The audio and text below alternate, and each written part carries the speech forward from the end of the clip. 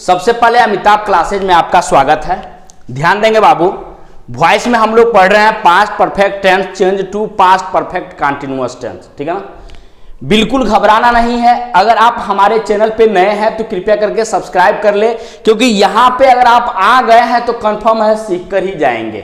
Video को अंत तक जरूर देखिएगा और जाते जाते लाइक तो जरूर कर दीजिएगा। ध्यान दीजिएगा बाबू, past perfect tense change to past perfect continuous tense, इसमें सहायक क्रिया यानी पास्ट परफेक्ट टेंस में सहायक क्रिया बाबू हेड होता है, क्रिया का थर्ड फॉर्म यूज करते हैं। जब हम चेंज करेंगे पास्ट परफेक्ट कंटीन्यूअस टेंस में तो सहायक क्रिया आपका हैड बीन होगा और इसमें हम क्रिया में आईएनजी का प्रयोग करते हैं। ओके, ध्यान देंगे, जब हम एक्टिव वॉइस से पैसिव वॉइस बनाएंगे तो हैड को हैड बीन में चेंज करेंगे, यानी पास्ट परफेक्ट टेंस को पास्ट परफेक्ट कंटीन्यूअस टेंस में चेंज करेंगे। तो आपको मालूम होगा रूल, नहीं मालूम है तो थोड़ा सा ध्यान दीजिए। एक्टिव वॉइस से पैसिव वॉइस बनाते समय सब्जेक्ट को ऑब्जेक्ट, ऑब्जेक्ट को सब्जेक्ट के स्थान पर रखते हैं और सब्जेक्ट को ऑब्जेक्ट के स्थान पर रखने से पहले बाई का प्रयोग करते हैं, हमेशा क्रिया का थर्ड फॉर्म। यानी एक्टिव वॉइस से पैसिव वॉइस अगर बना रहे हैं ना तो कंफर्म है एक्टिव वॉइस से जैसे ही पैसिव वॉइस में चेंज करेंगे क्रिया का थर्ड फॉर्म यूज तो करना ही है, ये ध्यान रखिएगा। और सब्जेक्ट को ऑब्जेक्ट के स्थान पर रखने से पहले बाई का प्रयोग जरूर कीजिएगा और इस वीडियो को अंत तक देखिए, कंफर्म है आपको एक्टिव वॉइस से पैसिव वॉइस बनाने को ढंग जरूर आ जाएगा। अब इसमें देखिए सेंटेंस आज का क्या है, आज का सेंटेंस है इंट्रोगेटिव सेंटेंस, फिर आपका सेंटेंस है इंट्रोगेटिव एंड नेगेटिव सेंटेंस। ये दोनों चीजें मैं अच्छे तरीके से आपको समझाने वाला हूं, ध्यान से देखिएगा। यहां देखेंगे बाबू, रूल है आपका, सबसे पहले देखिए इंट्रोगेटिव सेंटेंस है तो सहायक क्रिया आपका हैड हो जाएगा, उसके बाद से हम ऑब्जेक्ट का प्रयोग करेंगे, उसके बाद से बीन का प्रयोग करेंगे। यानी जब हम चेंज कर रहे हैं पास्ट परफेक्ट कंटीन्यूअस टेंस में तो जो सहायक क्रिया है आपका यानी हेल्पिंग वर्ब जो है वो आपका हैड बीन है। तो जब क्या पहले आया है यानी हेड को हम पहले लिखेंगे, उसके बाद से आपका ऑब्जेक्ट हो जाएगा, उसके बाद से आपका बीन हो जाएगा और उसके बाद से क्रिया का थर्ड फॉर्म हो जाएगा क्योंकि एक्टिव से पैसिव वॉइस बनाते समय हमेशा क्रिया का थर्ड फॉर्म ही यूज करता है। उसके बाद से आपका बाई हो गया, उसके बाद से क्या हो गया सब्जेक्ट, और क्वेश्चन जो मार्क है इसको आपको छोड़ना क्या है नहीं है, क्योंकि इंट्रोगेटिव सेंटेंस हो या इंट्रोगेटिव एंड नेगेटिव सेंटेंस हो क्वेश्चन मार्क का प्रयोग तो करना ही है, ठीक है ना।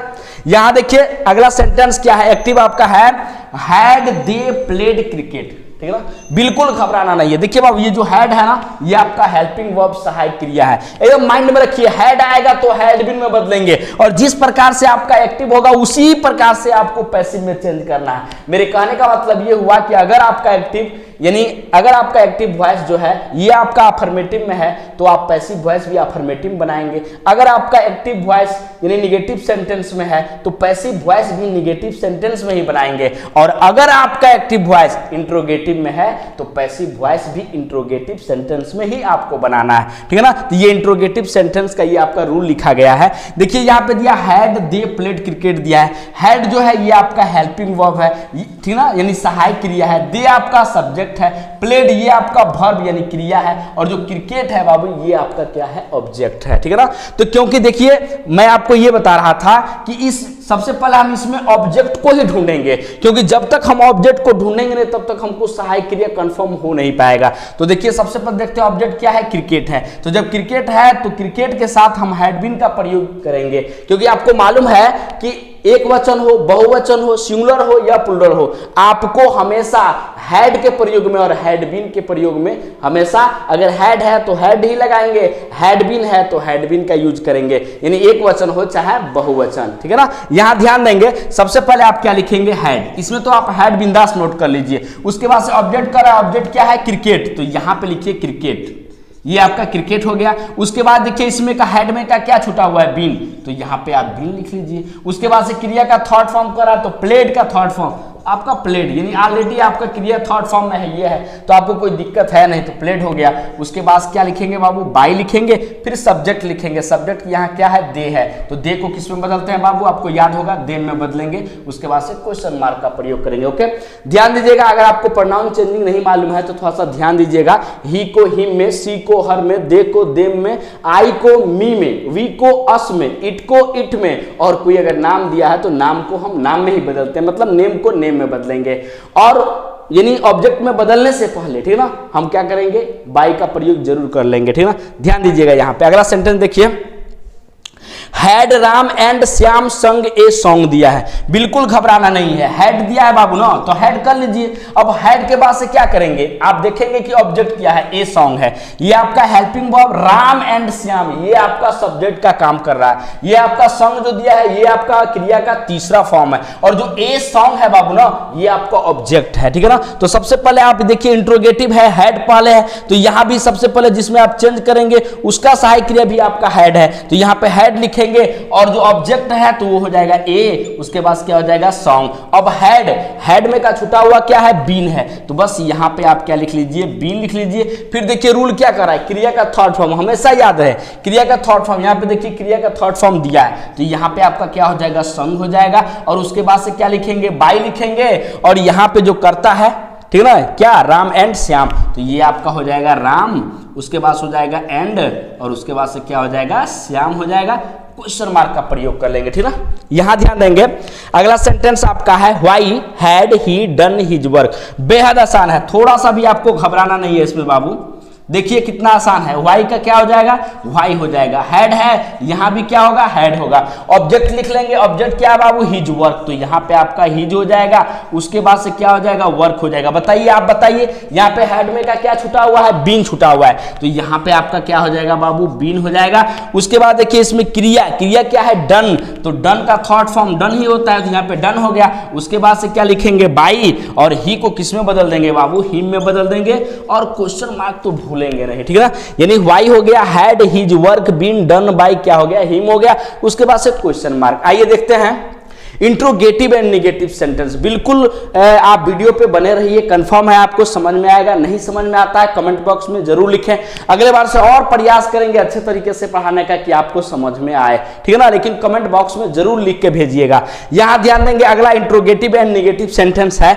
रूल है, सबसे पहले आप हेड को लिखिए, उसके बाद से ऑब्जेक्ट को लिखिए, ऑब्जेक्ट के बाद से इंट्रोगेटिव निगेटिव है तो ऑब्जेक्ट के बाद से नॉट लगाएंगे, फिर बिन हो जाएगा, फिर क्रिया का थर्ड फॉर्म, उसके बाद से बाय, उसके बाद सब्जेक्ट, और क्वेश्चन मार्क तो एकदम आवश्यक है। यहां ध्यान देंगे बाबू, had we not read a book दिया है, बिल्कुल घबराना नहीं। हैड दिया है तो आपको मालूम है ना, हैड को हम हैड बिन में बदलते हैं, तो सिर्फ यहां पे हम क्या लिखेंगे, हैड लिखेंगे। अब ऑब्जेक्ट देख लेते हैं, ऑब्जेक्ट क्या है, ए बुक है, तो यहां पे हो जाएगा ए, उसके बाद से क्या हो जाएगा, बुक हो जाएगा।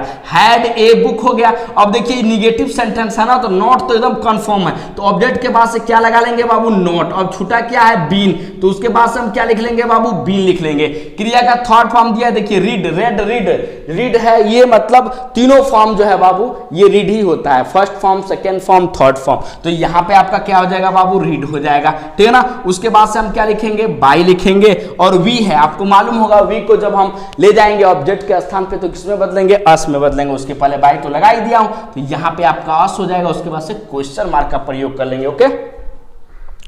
अगला सेंटेंस देखिए, had I not helped you दिया है, ये हैड आपका हेल्पिंग वर्ब सहायक क्रिया हो गया, आई आपका सब्जेक्ट हो गया, नॉट से यह प्रदर्शित हो रहा है कि ये निगेटिव सेंटेंस है। ये हेल्प्ड जो है बाबू ये आपका क्रिया का थर्ड फॉर्म है, और ये जो यू यहां देख रहे हैं ना, ये आपका इस समय ऑब्जेक्ट का काम यहां पे कर रहा है, ठीक है ना। तो घबराना नहीं है, बिल्कुल नहीं घबराना, वीडियो से आप बने रहिए, कंफर्म है आपको समझ में आएगा। देखिए यहां पे क्या करेंगे, हैड है तो हैड कर लीजिए, ठीक है ना। उसके बाद से ऑब्जेक्ट ढूंढिए, ऑब्जेक्ट क्या है, यू है, तो यहां भी क्या लिख लीजिए, यू लिख लीजिए। और नहीं दिया है तो ऑब्जेक्ट के बाद से क्या लगा दीजिए, नॉट। आपको मालूम होगा कि हैड बिन सहायक क्रिया है, तो इसमें का बिन छूटा हुआ है अभी, तो हैड यू नॉट, यहां पे आप क्या लिख लीजिए, बिन लिख लीजिए। क्रिया का थर्ड फॉर्म हेल्प्ड ऑलरेडी दिया ही है, क्रिया का थर्ड फॉर्म ढूंढना भी नहीं है बाबू, तो यहां पे आपका हेल्प्ड हो जाएगा। और उसके बाद से क्या लिख लेंगे, बाय लिख लेंगे। और आई को जब हम उधर ले जाएंगे मतलब ऑब्जेक्ट के स्थान पे, तो क्या हो जाएगा बाबू, मी हो जाएगा। और क्वेश्चन मार्क को तो छोड़ना ही नहीं है, ओके। यहां ध्यान देंगे, active, why had you not bought A car दिया है, ओके। तो देखिए सबसे पहले बेहद आसान है, यहां ध्यान देंगे बाबू, सबसे पहले व्हाई दिया है तो क्या लिख लीजिए, व्हाई। हैड है ना, तो यहां भी क्या लिख लीजिए, हैड। अब आप ऑब्जेक्ट को ढूंढिए, ऑब्जेक्ट क्या है, ए कार, तो यहां पे लिखेंगे ए, उसके बाद क्या लिखेंगे, कार। और इंट्रोगेटिव और निगेटिव सेंटेंस है ना, तो ऑब्जेक्ट के बाद से क्या लगा लीजिए, नॉट दिया है तो नॉट लिख लीजिए। अब देखिए हैड में का क्या छुटा हुआ है बाबू, बीन छुटा हुआ है, तो यहां पे आपका क्या हो जाएगा, बीन हो जाएगा। और क्रिया का third form already third form दे ही दिया है, तो यहां पे आपका हो जाएगा बाट, बात हो गया। उसके बाद से क्या लिखेंगे बाई, और याद रखिएगा यू को जब हम ऑब्जेक्ट के स्थान पर ले जाएंगे तो हमेशा यू होता है, तो यहाँ पे आपका क्या हो गया यू हो गया। उसके बाद से आप क्या कर देंगे क्वेश्चन मार्क का प्रयोग कर देंगे। अगर अभी तक आपने हमारे चैनल को सब्सक्राइब नहीं किया है तो आपसे रिक्वेस्ट है कि आप हमारे चैनल को सब्सक्राइब कर लें और अच्छे तरीके से हमारे चैनल से पढ़ते रहें।